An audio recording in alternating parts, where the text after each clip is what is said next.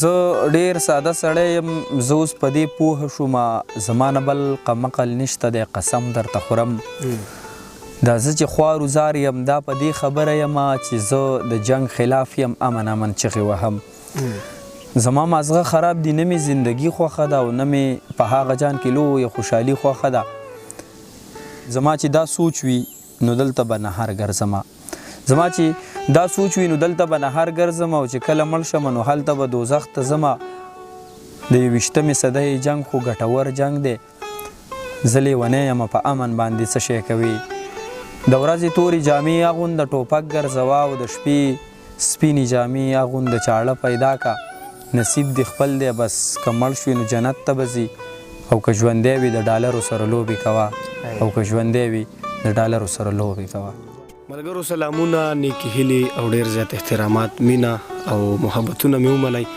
خپرونه د غزلزار او زه یم غازي نادان. قدرمنو، څنګه چې تاسو ته معلومه ده چې په دې خپرونه کې موږ د خیبر پښتونخوا د هغه زلمو سره او د هغه لیکوالانو سره خپرونه کوو څوک چې د دې ژبې او ادب خدمت د خپل ژوند یوه اهمه حصه ګڼي، او دغه د ژوند یو لوی مقصد دی چې د ژبې او ادب له د خپلو شعرونو خواږه ورکړو او دغه ادب نور هم مخ په وړاندې باندې بوځو. په دغه سلسله کې نن موږ د پړانګار سیمې ته راغلي یو چې دا ډېره ښکلې سیمه هم ده. څنګه چې دا سیمه ښکلې ده، دې سره سره د دې سیمې خلک هم ډېر پښتانه درانه خلک دي، او په دې سیمه کې زمونږ یو ډېر محترم ملګری چې تاسو به ما سره خوا کینئ، خوشحاله شوي به هم وي چې یاره دغه شخصیت دې سره په دویم ځل ناستې کوي. ښاغلی ډېر ښه شعر لیکي، ډېر ښه فکر یې دی په پښتو، په پښتنو او په دې ژبه، په دې خاوره. مین سړی ښاغلی ودان عثمان خیل صاحب موږ سره ناستې کوي، په دویم ځل خبرې ورسره کوو او بیا ترې نوي نوي کلامونه ورو. ودان صاحب، تاسو ته په دویم ځل باندې ډېر زیات هرکلی او مینه مې. ډېره زیاته مننه غازي نادانه، ښه ژوند درته غواړم، او ډېره زیاته مننه کوم چې د هغه پېښور نه رالی او دلته کې را سره کېناستی او وخت مو راته راکو. او چې څومره کتونکي دي زمونږ د غزلزار د دغه چینل، نو که مسافر دي او که وطنوال دي، ټول دي زمونږ سلامونه او مینې ومني او ښه ژوند ورته هم غواړو. ستاسو ډېره مننه. ډېره زیاته مننه. ودان صاحب، ما څنګه مخکې وویل چې یاره دا زمونږ دویم ناستې دی. لومبۍ چې کومه مرکه زمونږ شوې وه په ژمي کې، هغه ملګرو ډېره زیاته خوښه کړې وه، او د هغې بار بار غوښتنې وي، ټلیفونونه چې بیا ورسره کښېنئ. په هغه سلسله کې راغلي یو نن، نو څه به ویل غواړئ هغه ملګرو؟ مننه په کوم الفاظو کوئ؟ نو داسې ده غازي نادانه چې مونږ که زه یم که ته یې که بل ملګری دی، بل شاعران د قوم سترګې ګڼلی کېږي، او کله چې قوم نه دوی خوشحاله نه وي نو دوی هېڅ هم نشي کولی. نو ځکه نن تاسو ماله د پېښور نه راځئ، او یا که زه تاسو له دې ځای نه درځم پېښور ته، نو د دې د ټولو نه دا کریډټ چې کوم دی نو دا ټول همدغه پښتون ولس ته ځي، او دغه پښتون ولس دی دغه زمونږ خلک دی چې مونږ قدروي، مونږ نازوي، زمونږ سره مینه کوي، او مونږ په شا باندې اټپوي، او د هغې په بنیاد باندې مونږ مخکې روان یو. خو غازي نادانه یو خبره به ضرور وکم چې اول ماله او پسې بله ټولو شاعرانو له پکار دي چې قوم ورته کومه مینه ورکوي باید چې هغه اکسپټ کړي، هغه واخلي او هغه په ښه طریقه باندې واخلي چې قوم خفه نشي، او دا قوم به زمونږ سره ځي. خو که دا قوم مونږ واغستو، اسایل صاحب وایي ولس جانان کا، نو د ټول ولس جانان بشي. نو مونږ د ولس خبرې کوو، خو د ولس سره بیا هغه مینه زمونږ نه وي پاتې. نو باید چې مونږ د دغه ولس دغه ډاډګیرنې دغه قبولي کړو او د دغې په زور باندې مخکې لاړ شو. مننه. صحیح ده، ډېره زیاته مننه. ودان صاحب، ستاسو کتاب غوږ ونیسه جانانه، زړه مې ډک راوړی دی. د هغې موده وشوه، اوس په اورېدو کې راځي چې ستاسو دویم کتاب هم تیار دی. دې خبره کې څومره حقیقت؟ بالکل، کتاب دغه په 2015 کې راغلی و، او د دویم کتاب شاعري هم زما پوره ده غازي نادانه. خو زمونږ پته نشته چې دا بدبختي به زمونږ وي او که د دې قام وي چې زه ګورم نو اکثر لکه یوازې زه نه، یوازې ته نه، زمونږ اکثر ملګري داسې وي چې هغوی شعر خو ولیکي خو د هغې د رسېدو ذریعه چې کومه ده نو هغه بیا بل ته وایي. نو لا فی الحال پاتې دی او ګورم کوشش وکوم چې په هره طریقه چې دغه چاپ شي، ځکه چې د دې دور شاعري ده، د دې وخت شاعري ده، د سبا دور پته نه لګي چې سبا وخت سره وړي، د دې وخت خبرې دي. کوشش مې کړی دی، سمات ګوډ لفظونه دي راټول کړي مې دي او بس چې کله نصیبه شوي انشاءالله چاپ پشي دویم کتاب. دا راته ووایې چې په دغه کتاب کې څومره غزلې دي، څومره نظمونه دي، د دغه کتاب نوم څه دی؟ نوم خو ملګرو سره په بیا هم مشوره کوو، خو زما یو نوم خوښیږي او چې کوم قسم شاعري مې کړې ده نو هغې ته مې کتلي دي او دغه نوم مې ترې راویستی دی چې ځان ته پکې وګوره هنداره ده، دغه یو نوم مې ورته خوښ کړی دی. او په دغه کتاب کې داسې 10-12 پورې خوشابه نظمونه وي او غالبا 100 پورې پکې غزلې وي که خدای کړی خیر وي. او د دې نه علاوه چې زما کومه شاعري په موسیقۍ کې راغلې ده نو زه سوچ مې دا دی چې هغه شاعري هم لکه یوه حصه پکې د هغې کومه او چې کوم سندرغاړو ویلي دا چا یې کمپوز کړی دی باید چې زه د هغه خلکو هغه خبره راوړم او په خپل کتاب کې وکړم. نو دغه ته مې هم پکې سوچ دی چې کوم موسیقۍ کې کوم شاعري راغلې د زمانو هغه به پکې درېیمه حصه وي. صحیح ده.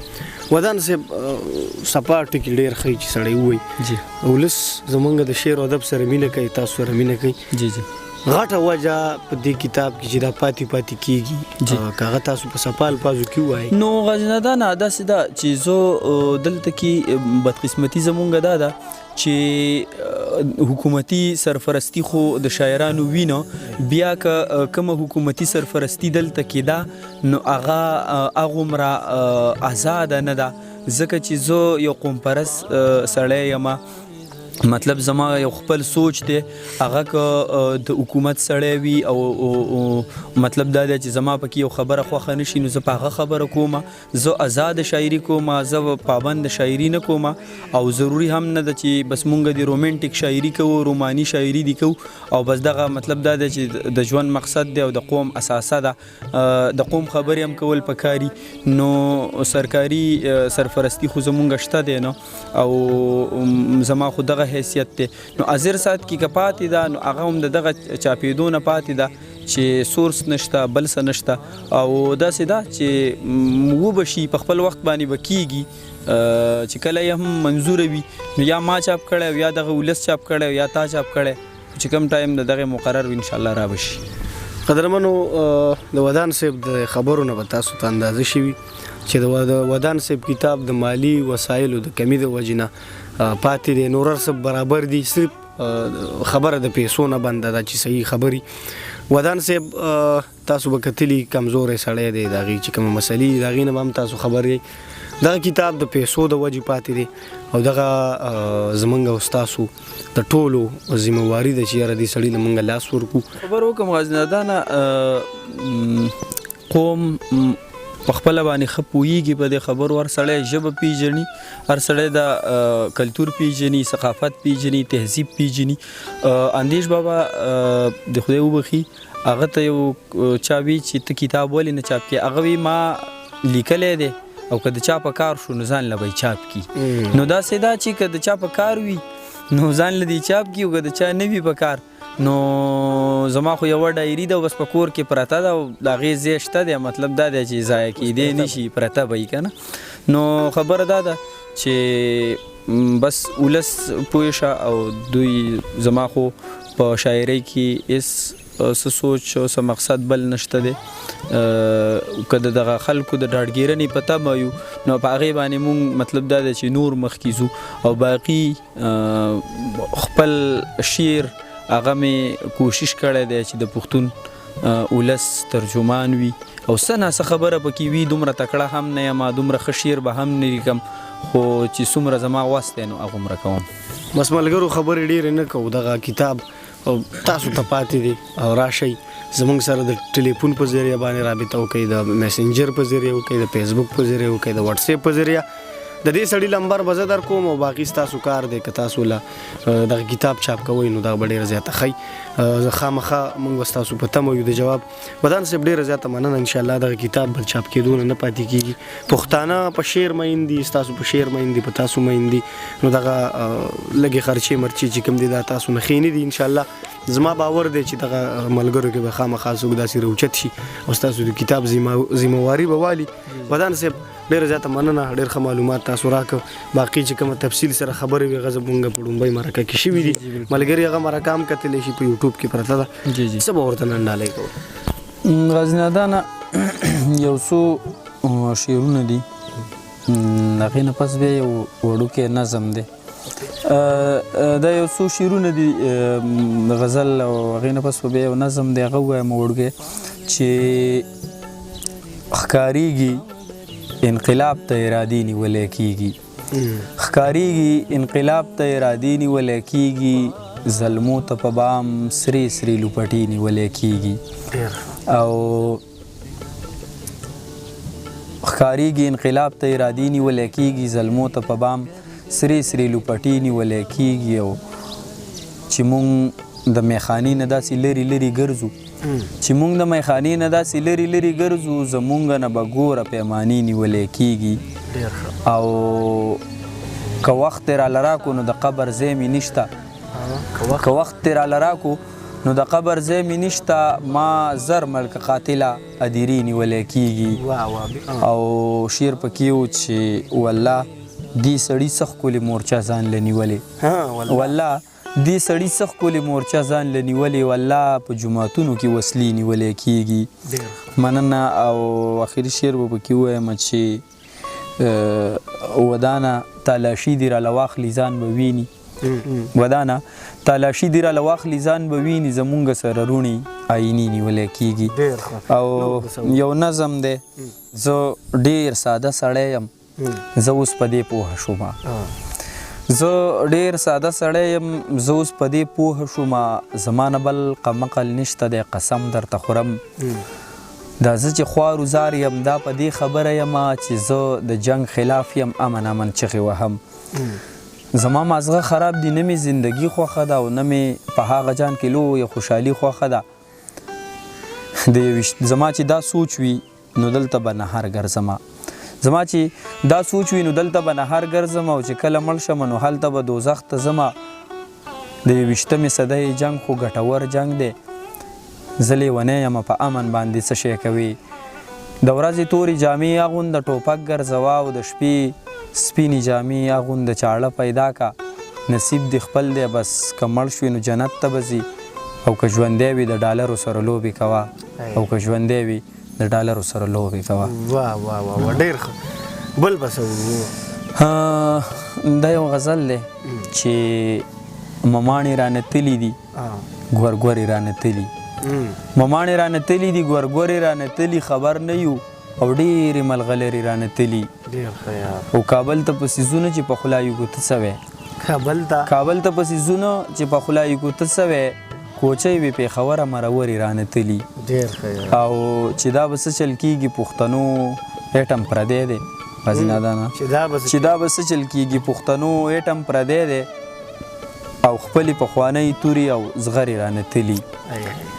چې دا به څه چل کېږي پښتنو ایټم پردی دی، او خپلې پخوانۍ تورې او زغرې رانه تلي. او مونږ هسې جنګ ته نه وایو چې خوار شي، مونږ یې خوار کړو. مونږ هسې جنګ ته نه وایو چې خوار شي، مونږ یې خوار کړو. بېشماره چینارونه او نخترې رانه تلي. او د ذهن په انګڼ کې مې د ساندو باچایي ده، د ذهن په انګڼ کې مې د ساندو باچایي ده. دا ډېره موده کېږي چې سندرې رانه تلي. او ودانه زندگی مې بې جانانه ماښامی دی، ودانه زندگی مې بې جانانه ماښامی دی، ودانه د بامونو مازدیګرې رانه تلي. ډېر زبردست. ودانه صاحب نور هم ووایي. یو وړوکی نظم دی غازي نادانه، یو څو کرښې دی، د هغې نه مخکې یو څو شعرونه چې ګرانې زما د لیونتوب امکاناتو سم شته دی، ګرانې زما د لیونتوب امکاناتو سم شته دی، او زما په زړه کې ستا د مینې جنات اوس هم شته دی ډېر ښه. او لیونی غم مه کوه تا به راته یاد ساتي لیونی غم مه کوه تا به راته یاد ساتي ما سره نښې د وړمبي ملاقات اوس هم شته دی ډېر ښه. مننه. لیونی غم مه کوه تا به راته یاد ساتي ما سره نښې د وړمبي ملاقات اوس هم شته دی. او زار در نه هم شوم خو ستا شک او ګمان نه ختمیږي زار در نه هم شوم خو ستا شک او ګمان نه ختمیږي ته بتخانه یې تا کې لات او منات اوس هم شته دی. زار در نه هم شوم خو ستا شک او ګمان نه ختمیږي ته بتخانه یې تا کې لات او منات اوس هم شته دی. او دا نظم دی چې زما ګلاب لیونی ته ما نه څه خبرې زما ګلاب لیونی ته ما نه څه خبرې زه اوس د ژوند د لار په هغه ګوټ پیرونو کې یم چې شاړې دښتې دي او زه پکې یوازې یم چې چغه ووهمه ګیر چاپېره وګورمه نه خو څوک ووینم او نه د چا اواز اورمه چې دا به کم مین ویلي و زما په شانو چې خبر مې کله کله اخله د لیونتوب اواز مې نن سبا درځي نه د لیونتوب اواز مې نن سبا درځي نه. دا چې بچ دی زما د ارمانونو ګلدرې نه کړلې بچ دی زما د ارمانونو ګلدرې نه کړلې او زما په زړه دې لګېدلې لمبې مړې نه کړلې او د خپل ژوند ټول مازیګري مې ستا په نوم ولیکل د خپل ژوند ټول مازیګري مې ستا په نوم ولیکل خو په لنډي دیوال دې جوړې تماشې نه کړلې او ستا د لهجې په بیمارۍ باندې زه پوهه نه شوم ستا د لهجې په بیمارۍ باندې زه پوهه نه شوم کوشش مې وکړو خو خبرې دې خوږې نه کړلې او تا به خپل وس کوو خیرې به دې کولې راته تا به خپل وس کوو خیرې به دې کولې راته هغه اوس بیله دی چې خدای به راپسې نه کړلې تا به خپل وس کوو خیرې به دې کولې راته هغه اوس بیله ده چې خدای به راپسې نه کړلې او ډېر ښایسته ښایسته کپړې وي خو په لمر زړې شوي ډېر ښایسته ښایسته کپړې وي خو په لمر زړې شوي بدقسمتي ده چا ترې جوړې لوپټې نه کړلې او یا دغه غازي نادانه چې یاره دا خلاف خبرې به کومه یاره دا خلاف خبرې به کومه د بلا خلاف خبرې به کومه یاره دا خلاف خبرې به کومه د بلا خلاف خبرې به کومه او ټول عمري په مونږ شګې راشیندلي ټول عمري په مونږ شګې راشیندلي د هوا خلاف خبرې به کوم او که دا کفر وي یو ځل که دا کفر وي یو زر ځل د کافر شم که دا کفر وي یو زر ځل د کافر شم د مولا خلاف خبرې به کوم چې تر څو پورې مې کونډې وي چې تر څو پورې مې پیغلی وي سرتورې چې تر څو پورې مې پیغلی وي سرتورې د رڼا خلاف خبرې به کومه او تور سړیه که نور هېڅ کولی نشم تور سړیه که نور هېڅ کولی نشم مړه ستا خلاف خبرې به کومه چې د غلو سره مې ورانه د ودانه چې د غلو سره مې ورانه د ودانه نو د غلا خلاف خبرې به کوم. ډېر ښه ډېره مننه. اخیره کې په یو څو شعرونو باندې څه پیغام ورکوم؟ څو شعرونه دغه چې په چغو چغو ورته مړ مې کوزان نه ودرېږي په چغو ورته مړ مې کوزان نه ودرېږي ځان یې کوڼ کړی دی روان دی جانان نه ودرېږي او که د موسم ماهران هم وایي چې وبدرېږي که د موسم ماهران هم وایي چې وبدرېږي خو د حالاتو د سکروټو باران نه ودرېږي او مړه د خپلې کمزورۍ احساس یې وکړو راته مړه د خپلې کمزورۍ احساس یې وکړو راته وروستو یې پرېښوده مما ته یاران نه ودرېږي او سچل خدای په هر زیارت باندې مې وګرځو سچل خدای په هر زیارت باندې مې وګرځو سچل خدای په خپلو خپو مې ارمان نه ودرېږي او ودانه تا داسې خبرې پکې کړي دي چې ودانه تا داسې خبرې پکې کړي دي چې خلک به څنګه ستا غزل ته حیران نه ودرېږي. پیغام مې غازي نادانه دغه دی زمونږ دغه پښتون ولس دی دغه پښتون قام دی مونږ که پیژنګلي ده مونږ که څوک پیژني په نړۍ کې نو په دغه پښتون باندې هم پیژني په دغه نوم باندې په دغه قام باندې هم پیژني او دا ژبه چې کومه ده نو دا د یو قام پیژنګلو وي باید چې مونږ هر څه کوو که خپل دکان هم چلو خو په هغې باندې چې بورډ د پښتو ولګو کم از کم کوشش وکړو په سوشل میډیا باندې چې مونږ انګلیش لیکو نو اول زه پسې بل چې مونږ کوشش وکړو چې د ژبې پاسداري وکړو ژبه ولیکو او بل زما هر کلنی چې کوم خبره پیغام خو لوی خلک ورکوي خو پښتانه نن سبا په سوشل میډیا باندې لار بار پښتانه په یو بل پسې ډېرې بدې ردې وایي که موږ نور قومونو سوشل میډیا وګورو نو هغه ډېره باده د هغوی خبرې د هغوی یو ټکی هغه تاریخ د ځان سره نسب کوي دا نه ورکېدونکی څیز دی نو باید چې موږ پټ په پټه یو بل سره هر څه بغض او تربګني او کیني خو چې یاره مونږ په ښکاره باندې او خاص کر بیا په میډیا باندې هغه خبرو نه کناره کش شو چې دوه پښتانه وراني نو زه یم مړه ده وګوره دواړه پښتانه دي وراني دي دغه زما خواست دی ملګرو ته چې جغرافیې به خپل کار کوي خو د یو بل سره به حیثیت قوم مینه ولرئ ډېره زیاته مننه ودان صاحب چې تاسو خپله نن ټوله ورځ موږ له راکړه موږ سره کې خوشحاله راته اوسئ غازي نادانه او ژوند دا د انسانانو دپاره وي او تاسو زما ملګري تاسو د ادب خدمت کوئ او زما ژوند هم د دغه خلکو دغه ادب ته وقف دی او تاسو نو زما دغه خبرې نشته دی تاسو ډېره مننه کوم چې راته رالی او را سره کېناستئ